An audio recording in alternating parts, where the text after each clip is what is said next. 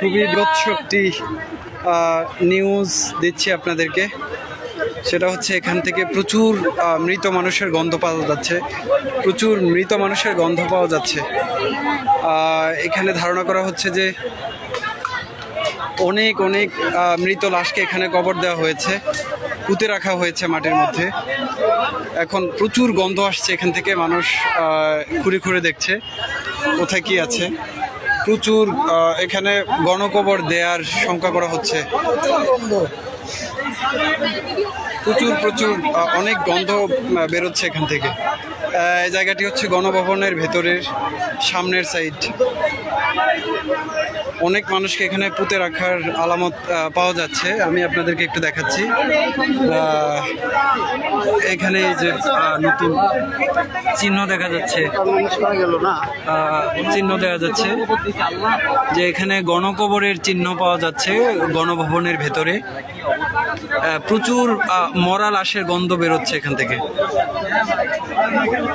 এখানে উৎসুক মানুষ দেখতে পাচ্ছে।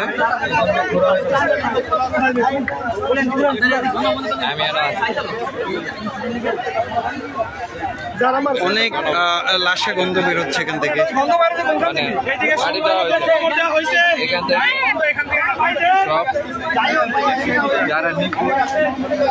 এখানে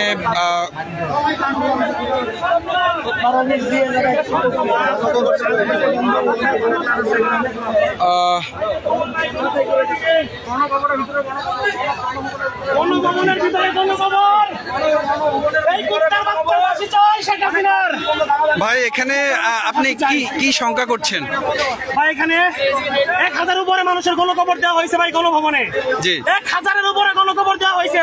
এই স্বৈরাচারী সরকার আমাদের ছাত্রদের গণকবর দিচ্ছে, সাধারণ মানুষের গণকবর দিচ্ছে। ওরা ফাঁসি চাই, ফাঁসি। ওর কুত্তার মতো বিদায় মারতে চাই আমরা জনগণ। বলার নাই।